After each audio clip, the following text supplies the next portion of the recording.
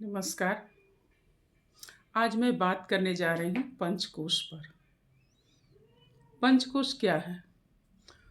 हम सामान्यतः स्वयं को केवल एक शरीर मानते हैं, लेकिन भारतीय दर्शन कहता है मनुष्य केवल शरीर नहीं बल्कि शरीर, मन, बुद्धि और आनंद का समन्वित रूप है। इसी समन्वय को समझाने के लिए उपनिषदों में पंचकोश सिद्धांत दिया गया। पंचकोश का अर्थ है पांच। पांच कोश अर्थात का अर्थ है आवरण, पांचों।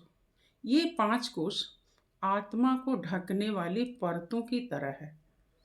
जैसे प्याज की परतें हटाने पर उसका केंद्र मिलता है, वैसे ही इन कोशों को समझने और संतुलित करने से आत्मबोध संभव होता है। ये संख्या में पांच हैं। पहला अन्नमय कोश, दूसरा प्राणमय कोश, तीसरा मनोमय कोश, चौथा विज्ञानमय कोश, पांचवा आनंदमय कोश। अब पहला है अन्नमय कोश। शारीरिक आधार है। सबसे बाहरी कोश है अन्नमय कोश। यह हमारा स्थूल शरीर है जो भोजन से बना है। इसी से जन्म, विकास होता है, स्वास्थ्य बनता है, शारीरिक शक्ति मिलती है। यदि भोजन और जीवन शैली असंतुलित हो तो आगे के सभी कोश प्रभावित होते हैं। दूसरा है प्राणमय कोश। जीवन ऊर्जा अन्नमय कोश के भीतर है। प्राणमय कोश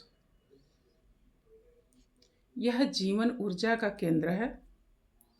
श्वास प्रश्वास, रक्त संचार, पाचन और उत्साह, जब प्राण संतुलित होते हैं तब शरीर में स्फूर्ति, मन में शांति होती है। मनोमय कोश मन और भावनाएं। मनोमय कोश मन और भावनाओं से बना है। यह तीसरा कोश है।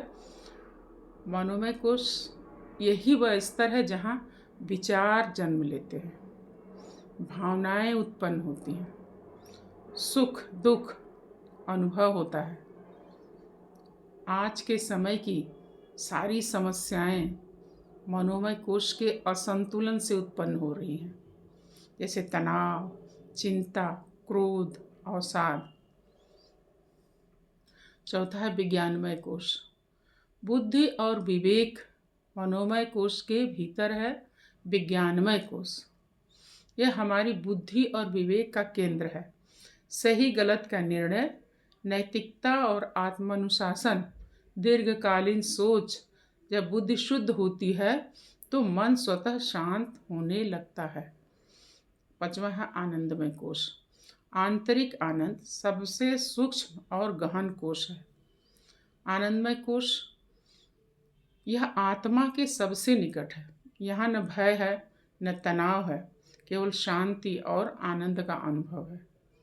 यह आनंद बाहरी वस्तुओं से नहीं, अंतरात्मा से प्राप्त होता है। पंचकोशों का परस्पर संबंध है। इन पांचों कोशों का आपसी में संबंध है। जैसे कि अगर शरीर अशुद्ध हुआ तो मन अशांत हो जाता है, मन अशांत है तो बुद्धि भ्रमित हो जाती है, बुद्धि शुद्ध तो मन शांत, सभी संतुलित तो आनंद की अनुभूति। इसलिए व्यक्तित्व विकास के लिए केवल शरीर नहीं, पूरे अस्तित्व की शिक्षा आवश्यक है। आज की शिक्षा हमें ज्ञान तो देती है लेकिन आत्म संतुलन नहीं सिखाती।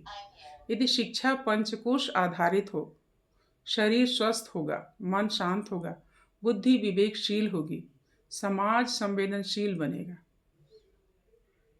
अंत में मैं यही कहना चाहती हूँ कि यदि हमें एक स्वस्थ, सशक्त और मूल्यनिष्ठ समाज बनाना है तो पंचकोशों का संतुलन अनिवार्य है, क्योंकि पूर्ण विकास वही है जिसमें शरीर, मन, बुद्धि और आत्मा सभी एक साथ विकसित हो। इन्हीं शब्दों के साथ मैं अपनी वाणी को विराम देती हूँ। धन्यवाद।